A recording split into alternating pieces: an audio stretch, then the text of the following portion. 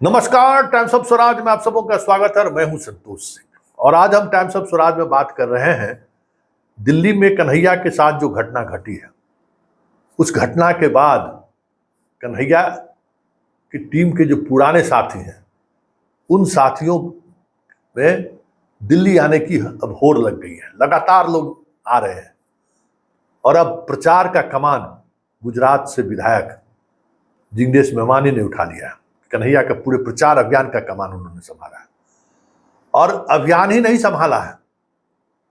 कन्हैया जिस कंस्टिट्यूएंसी से चुनाव लड़ते हैं वहां बड़ी संख्या में दलित मतदाता काफी है। उन मतदाताओं के बीच अब वो एक नए तरीके का नैरेटिव सेट करने की कोशिश उन्होंने शुरू की है कि कन्हैया पर हमला इस संविधान की रक्षा की बात करने वाले लोगों पर हमला है। कन्हैया पर हमला मोदी के इशारे पर किया गया है। बहुत सारी चीजें एक अलग नैरेटिव लेने शुरू किया है। तो देखिए उसी नैरेटिव का एक हिस्सा कि अब जिग्नेश जब कमान संभाला है तो कह क्या रहा है और किस तरीके से सीधे तौर पे मोदी को संविधान के सहारे बीजेपी और संघ पर हमला बोल रहा है। तो पहली बार मेरा और कन्हैया का वाल्मीकि समाज के सफाई कामगारों के बीच में एक रैली बंबई में हुआ था।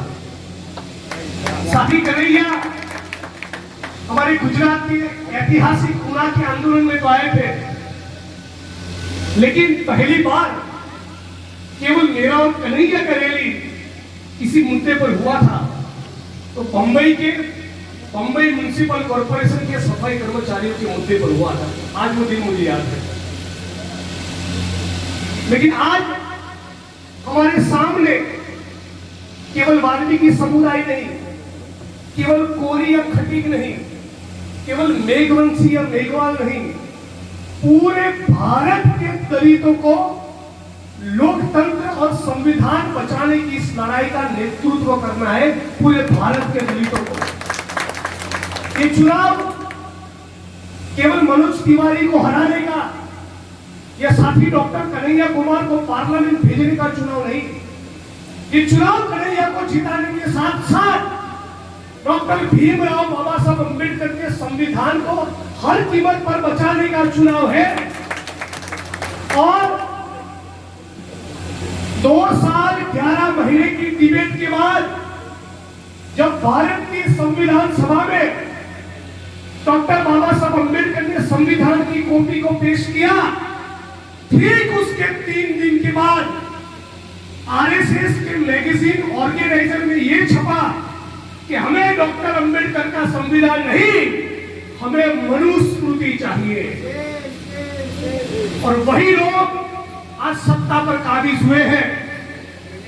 3-4 साल पहले कर्नाटका में भाजपा के मेंबर ऑफ पार्लियामेंट अनंत कुमार हेगड़े ने यह कहा हम लोग इस देश के संविधान को बदलने के लिए आए हैं। सुनिएगा, तो कर्नाटक के दलित समाज के लोगों ने प्रोटेस्ट रखा और उस मेंबर ऑफ पार्लियामेंट की गाड़ी रुकी तो मीडिया के सामने भाजपा के सांसद अनंत कुमार हेगड़े ने यह कहा कि कुत्ते तो भौंकते रहते हैं, मुझे कोई फर्क नहीं पड़ता। दलितों के बारे में भाजपा के सांसद के ये शब्द थे। बगल में हरियाणा के फरीदाबाद में 31 साल के जितेंद्र कुमार और रेखा बहन के घर के ऊपर कुछ जातिवादी लोगों ने पेट्रोल डालने की साजिश रची। पूरे घर के ऊपर पेट्रोल डाल दिया। जितेंद्र कुमार और रेखा बहन तो बच गए, लेकिन उस जातिवादी आग में उनका 9 साल का बेटा और 2.5 साल की बेटी मर गई। इस मामले में जब मीडिया ने प्रतिक्रिया मांगी तो भाजपा के यूनियन मिनिस्टर वीके सिंह ने यह कहा कि कुत्तों के ऊपर कोई पत्थर फेंके तो उसमें हमारी सरकार क्या करे। इस बात को भी याद रखिएगा। अभी जो राजपूत समाज का अपमान गुजरात के भाजपा के नेता पुरुषोत्तम रूपाला ने किया, उसने 2 साल पहले निवेदन किया।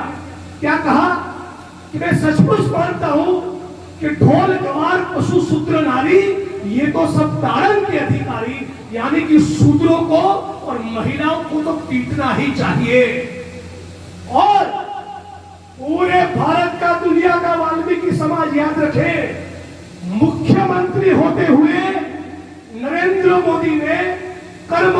नाम की किताब में यह लिखा कि सफाई कर्मियों को सफाई काम करने में आध्यात्मिकता का सुख मिलता है। आइए इस मोहल्ले की घटना में मोदी साहब आप भी कभी उतरिए तो आपको पता चलेगा कि आध्यात्मिकता का सुख क्या होता है।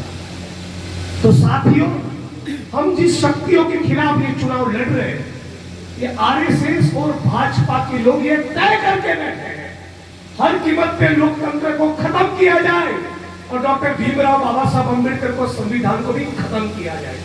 तो हमारा भी तात्पर्य ये बनता है कि हर कीमत पर बाबा साहब के संविधान को बचाने की शपथ लेंगे। और इसीलिए आप तमाम लोग यहां जो बैठे, मेरी वाणी को विराम देने से पहले केवल हाथ जोड़कर एक विनती करूंगा, आप तमाम लोग कांग्रेस पार्टी के प्रत्याशी को, इंडिया गठबंधन के कन्हैया कुमार को वोट देंगे, मुझे कोई डाउट नहीं है। लेकिन यदि संविधान बचाने की इस लड़ाई को सचमुच लड़ना है तो समझ लीजिए आपको इस इलाके के और अगल बगल के एक एक बूथ की कॉपी लेकर कल इसी वक्त शाम को दोबारा मिलिए। 23 साल की उम्र में भगत सिंह ने बलिदान दिया, फांसी के तख्ते पर लड़ गए। पंडित जवाहरलाल नेहरू 12 साल जेल में रहे, मौलाना आजाद 9.5 साल जेल में रहे, चंद्रशेखर आजाद, राम प्रसाद बिस्मिल, सारे लोग बलिदान दिए। हमको बलिदान भी नहीं देना, हमारे ऊपर यूएपी लगे ऐसा काम भी नहीं करना, ट्रेन भी नहीं रोकनी, हाईवे में चक्का जाम भी नहीं करना, केवल अपना बूथ का कॉपी हाथ में लेकर उस बूथ में से 90% वोट कन्हैया कुमार को कैसे मिले, केवल उस बात को आयोजन करना।